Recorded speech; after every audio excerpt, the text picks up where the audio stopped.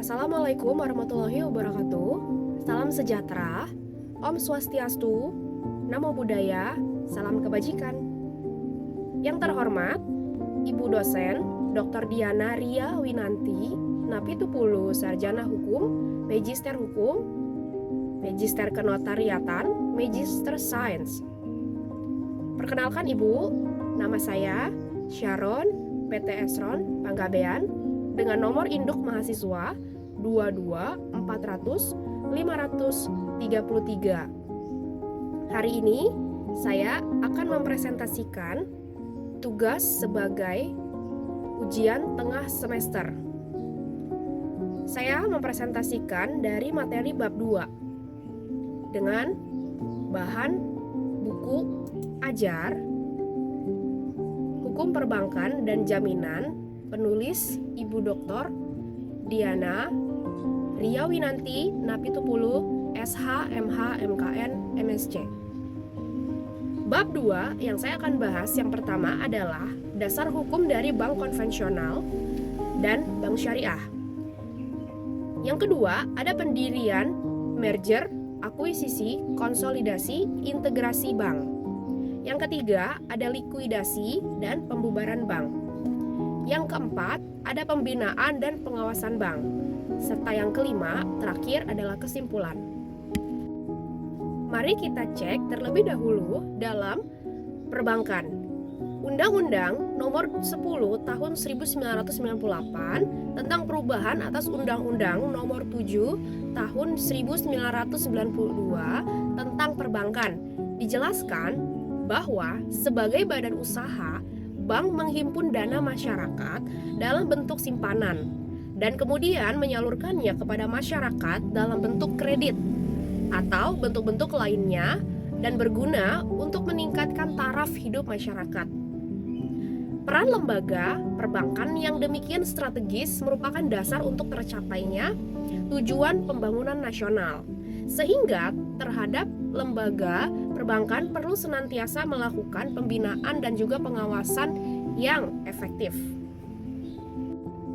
Dengan meningkatnya kebutuhan akan jasa perbankan yang telah berkembang pesat, maka landasan gerak perbankan yang ada dirasakan sudah saatnya diadakan penyesuaian agar mampu menampung tuntutan pengembangan jasa perbankan. Penyempurnaan terhadap perbankan di Indonesia dilakukan melalui beberapa langkah. Yang pertama, penyederhanaan jenis bank.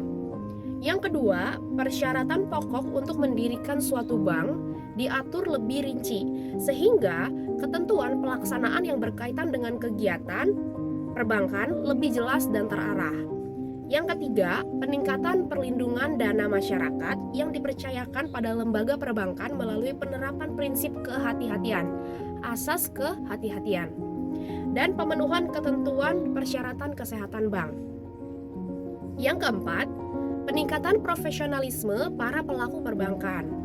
Yang kelima, ekspansi atau pengembangan kesempatan untuk menyelenggarakan kegiatan di bidang perbankan secara sehat dan bertanggung jawab, sekaligus mencegah terjadinya praktek-praktek yang merugikan kepentingan masyarakat luas. Di sini yang saya akan jelaskan ada dua bank di Indonesia. Jenisnya yang pertama bank konvensional dan yang kedua adalah bank syariah.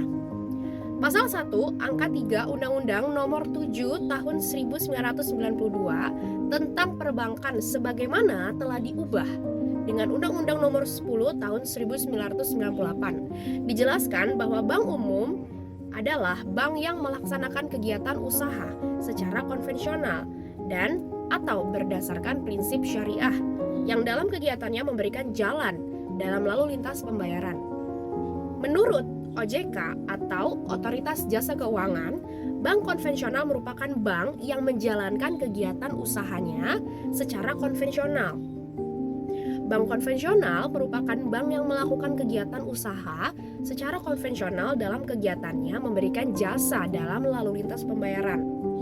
Orientasi keuntungan dari bank konvensional ialah berdasarkan metode penerapan bunga dan biaya-biaya dalam nominal tertentu, sebagaimana yang ada dalam kegiatan usaha pada umumnya.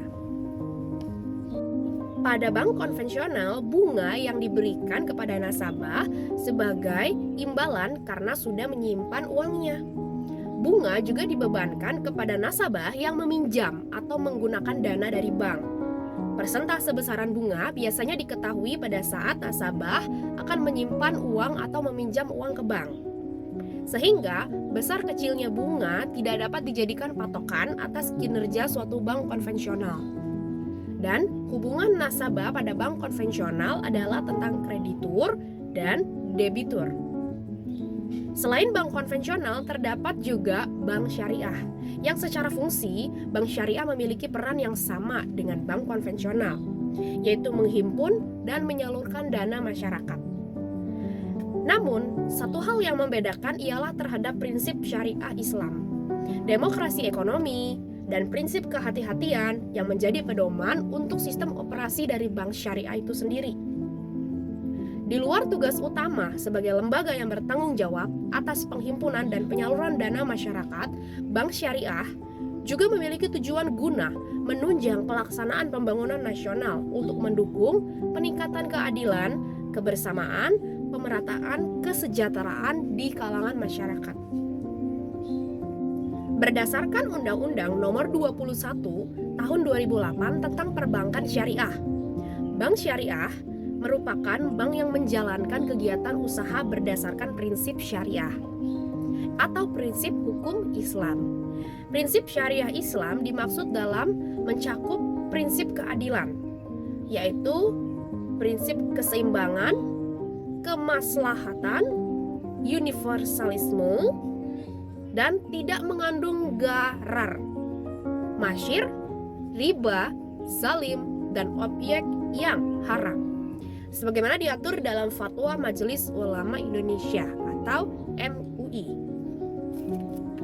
Selain itu, Undang-Undang Perbankan Syariah juga memberikan amanah kepada bank syariah untuk selalu menjalankan fungsi sosial, sekaligus menjalankan fungsi seperti lembaga Baitul Mal. Lembaga Baitul Mal, sebuah lembaga yang menerima dana berasal dari zakat, infak, sedekah, hibah, atau dana sosial lainnya yang menyalurkan kepada pengelola wakaf atau dalam arti nazir sesuai kehendak pemberi wakaf. Dalam pelaksanaan fungsi pengaturan dan pengawasan, OJK tetap menerapkan tata kelola kelembagaan yang sama dengan bank konvensional, yaitu dengan menjalankan asas atau prinsip kehati-hatian, dan juga memastikan tata kelola bekerja dengan baik. Meskipun begitu, tata kelola dan pengawasan tetap mendapatkan penyesuaian dengan prinsip-prinsip yang menjadi pedoman oleh sistem perbankan syariah. Hakikatnya, bank syariah merupakan lembaga yang menawarkan produk perbankan sesuai dengan prinsip syariah Islam. Lembaga perbankan syariah harus mematuhi pada prinsip syariah Islam yang sudah ditetapkan. Pasalnya, prinsip syariah Islam dalam lembaga perbankan ini menjadi hal yang cukup fundamental. Mengingat eksistensi dari bank syariah sendiri didasari oleh prinsip syariah Islam tersebut. Untuk menjaga konsistensi dalam menjalankan aktivitas perbankan berdasarkan prinsip syariah Islam, bank syariah juga diawasi oleh Dewan Syariah Nasional atau dari Majelis Ulama Indonesia atau biasa disebut DSN MUI.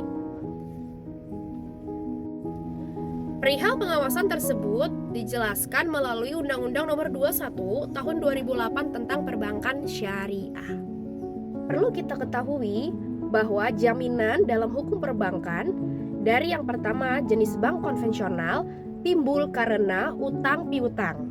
Sedangkan kalau bank syariah timbul karena prinsip kehati-hatian seperti yang diatur dalam Undang-Undang Perbankan dan sebagai ikhtiyat atau dalam arti melindungi dana pihak ketiga. Jaminan dalam hukum perbankan dalam bentuk dan pengikatan jaminannya. Jaminan kebendaan.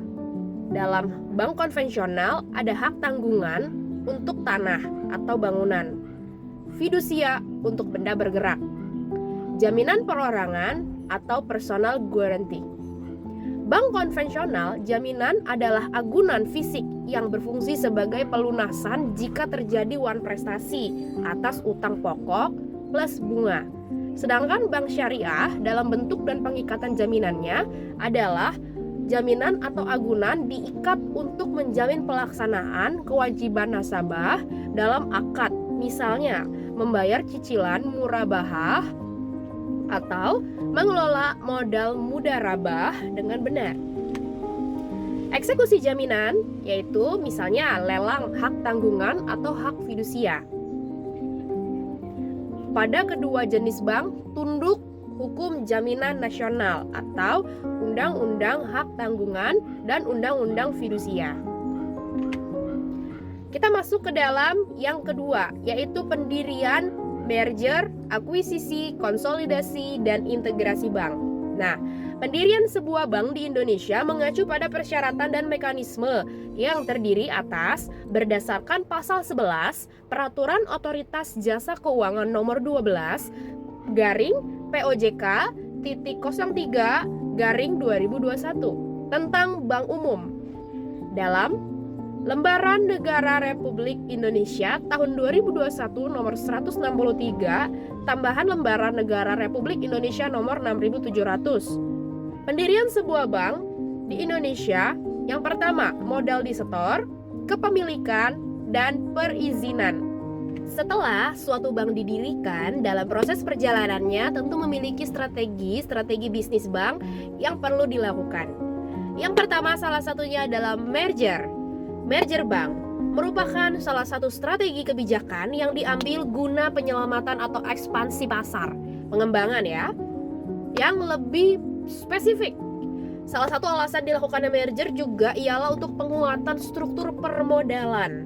Nah, istilah merger bukan hal yang asing di kalangan praktisi maupun pengamat dunia perbankan. Terlebih lagi di Indonesia. Pada tahun 1999, terjadi merger antara 4 bank BUMN, Badan Usaha Milik Negara, yaitu Bank Dagang Negara, Bank Ekspor Impor Indonesia, Bank Bumi Daya, dan Bank Pembangunan Indonesia yang menjadi Bank Mandiri. Selanjutnya, pada tahun 2002, terjadi merger antara 5 bank swasta nasional, yaitu Bank Bali, Bank Universal, Bank Artamendia, Bank Ekspres, dan Bank Patriot, menjadi bergabung jadi satu, yaitu Bank Permata. Dan yang paling terbaru adalah merger antara 3 bank syariah terbesar di Indonesia, yakni BNI Syariah, Bank Mandiri Syariah, dan BRI Syariah, yang kemudian menjadi Bank Syariah Indonesia atau BSI. Pengaturan mengenai merger di Indonesia, khususnya perbankan, ini masih mengacu pada proses penggabungan badan usaha dalam UU PT, yakni pasal 122 sampai 137 UU PT. Selain berdasarkan peraturan OJK nomor 41 garing POJK titik 03 garing 2019 tentang penggabungan, peleburan, pengambil alihan, integrasi, dan konversi bank umum, pelaksanaan merger yang dilakukan antara satu bank dengan bank lainnya bukan perihal teknis semata, melainkan menyangkut budaya kerja. Sehingga proses merger juga harus dilakukan dengan menerapkan prinsip prudential banking. Sehingga sebelum melakukan merger, banyak hal teknis yang perlu dilakukan dan dipastikan terlebih dahulu, termasuk kalkulasi keuntungan dan kerugian transaksi perihal merger. Pasal 1 angka 5 Undang-Undang Perbankan memberikan pengertian merger sebagai penggabungan dari 2 bank atau lebih dengan cara tetap mempertahankan berdirinya salah satu bank dan membubarkan bank-bank lainnya dengan atau tanpa melikuidasi. Nah, definisi ini pun kemudian secara khusus dijabarkan dalam PP nomor 28 tahun 1999 tentang merger, konsolidasi, dan akuisisi bank, yaitu penggabungan perusahaan merupakan penggabungan 2 badan usaha atau lebih yang relatif berimbang kekuatan dan kemampuannya sehingga timbul kombinasi baru yang merupakan wadah bersama yang saling menguatkan. Pelaksanaan merger juga sering dianggap sebagai hasil dari beberapa perusahaan yang menyetujui atau memberikan persetujuan untuk bergabung dan menciptakan suatu nama identitas baru, mengeluarkan saham baru, mengimplementasikan struktur organisasi yang baru, dan membuat beberapa perubahan lainnya. Merger bank-bank di Indonesia tentu akan memberi dampak yang positif terhadap perekonomian nasional karena strategi ini akan memberikan kepercayaan masyarakat terhadap perbankan untuk deposito, giro, dan tabungan. Selain strategi merger, ada yang kedua yaitu akuisisi. Berdasarkan PP nomor 28 tahun 1999 tentang merger, konsolidasi, dan akuisisi bank, akuisisi merupakan proses pengambil alihan kepemilikan suatu bank yang mengakibatkan beralihnya pengendalian terhadap bank. Pengendalian dalam hal ini merupakan kemampuan untuk menentukan baik secara langsung maupun tidak langsung dengan cara apapun pengelolaan atau kebijaksanaan bank. Pihak yang akan melakukan akuisisi perlu menyampaikan maksudnya dalam melakukan akuisisi kepada direksi bank yang akan diakuisisi. Direksi bank bersangkutan kemudian akan menyusun usulan rencana akuisisi. Ya, sekurang-kurangnya yaitu nama, tempat kependudukan bank, serta badan hukum lain atau identitas perorangan yang melakukan akuisisi, alasan serta penjelasan melakukan akuisisi, neraca perhitungan laba rugi yang meliputi 3 tahun buku terakhir, dan tata cara konversi saham, rancangan perubahan anggaran dasar bank hasil akuisisi, jumlah saham yang akan diakuisisi, kesiapan pendanaan, jalan penyelesaian hak-hak pemegang saham minoritas, cara penyelesaian status karyawan dari bank yang akan diakuisisi, serta perkiraan jangka waktu akuisisi dilakukan. Rancangan akuisisi berikut konsep akta wajib disetujui oleh forum RUPS dan pihak yang akan melakukan akuisisi. Selanjutnya, setelah kita membahas merger, akuisisi, dan kita mau bahas tentang konsolidasi. Konsolidasi merupakan penggabungan antara dua bank atau lebih dengan cara mendirikan bank baru dan membubarkan bank-bank tersebut tanpa melikuidasi terlebih dahulu. Sehingga konsolidasi dan merger prosesnya sama-sama menggabungkan. Tetapi kalau merger tetap mempertahankan salah satu bank. Sedangkan konsolidasi membubarkan bank-bank yang berkonsolidasi dan mendirikan bank baru.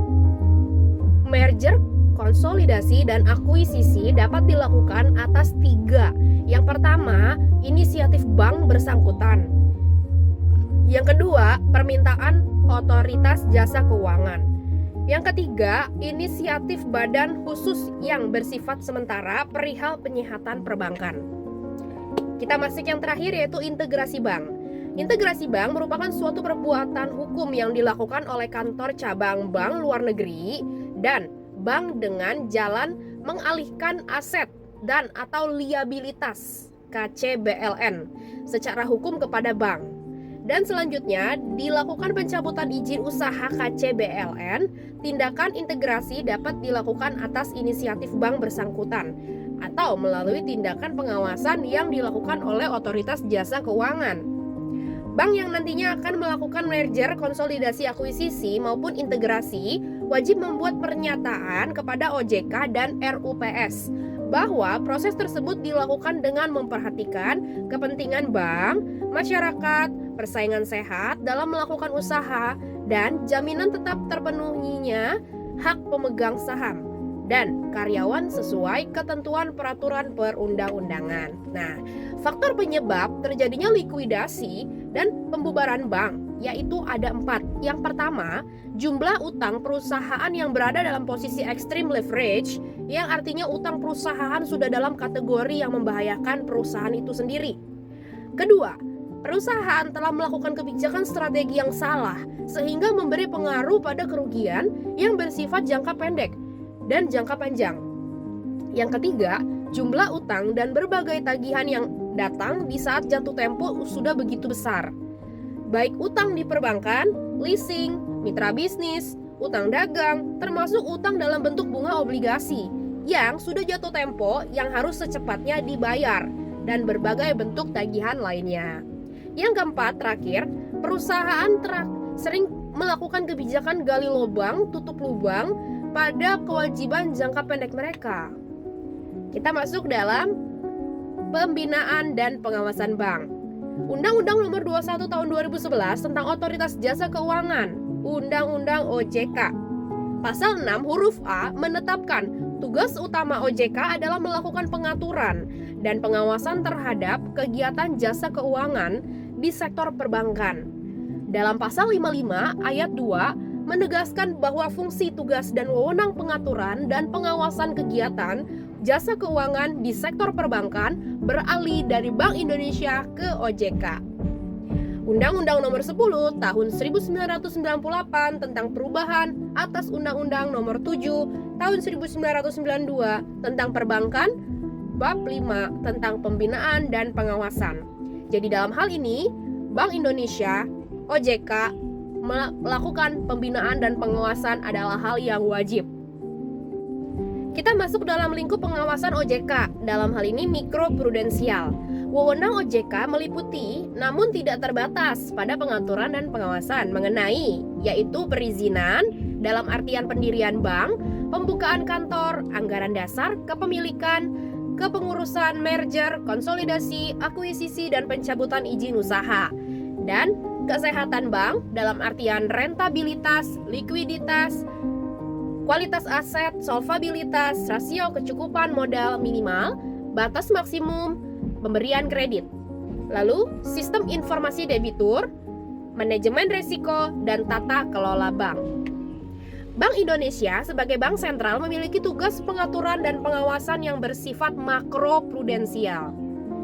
Dalam Undang-Undang Nomor 23 Tahun 1999 tentang Bank Indonesia, sebagaimana telah diubah terakhir dengan Undang-Undang Nomor 6 Tahun 2009. Dan dalam Undang-Undang Nomor 21 Tahun 2011 tentang Otoritas Jasa Keuangan, Undang-Undang OJK, Pasal 40 menetapkan bahwa Bank Indonesia atau BI tetap memiliki wewenang pengawasan bank secara makroprudensial untuk menjaga stabilitas sistem keuangan.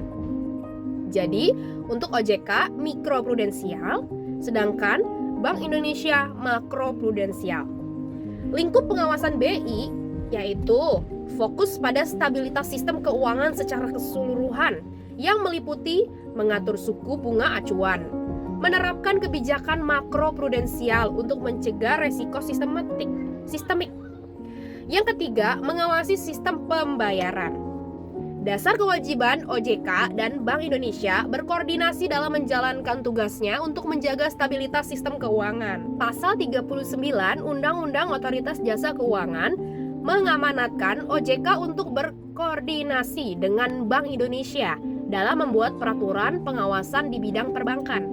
Jadi, pembinaan dan pengawasan oleh OJK dibedakan atas 4 tahap, yakni yang pertama, pengawasan normal, kedua, pengawasan intensif, ketiga, pengawasan khusus, dan yang keempat, bank beku kegiatan usaha.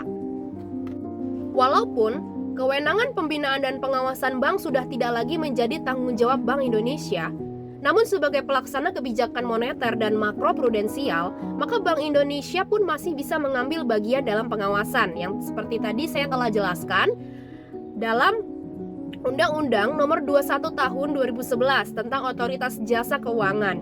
BI dan OJK juga sebagai pelaksana pengawas makroprudensial dan mikroprudensial yang dilakukan untuk tujuan pembangunan ekonomi, sehingga masa depan perbankan, pembangunan ekonomi menjadi lebih terjamin, ditambah lagi dengan perkembangan teknologi yang semakin masif, membuat BI dan OJK harus satu langkah lebih maju untuk mengantisipasi kecurangan yang dilakukan oleh bank-bank tertentu, seperti atau merilis blueprint maupun gambaran perbankan beberapa tahun ke depan yang dapat menjadi acuan.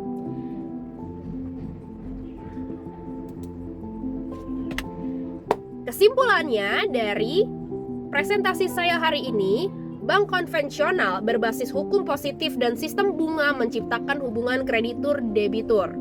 Sedangkan bank syariah berbasis hukum positif dan prinsip syariah, dalam arti melarang riba, menciptakan hubungan kemitraan, jual beli, atau sewa. Demikian presentasi saya pada mata kuliah Hukum Perbankan dan Jaminan kelas B. Terima kasih atas perhatian Ibu dosen, Ibu Dr. Diana Riawinanti Napitupulu SH, MH, MKN, MSc, dan para pendengar dan penonton video hari ini. Terima kasih, salam sehat, salam Pancasila.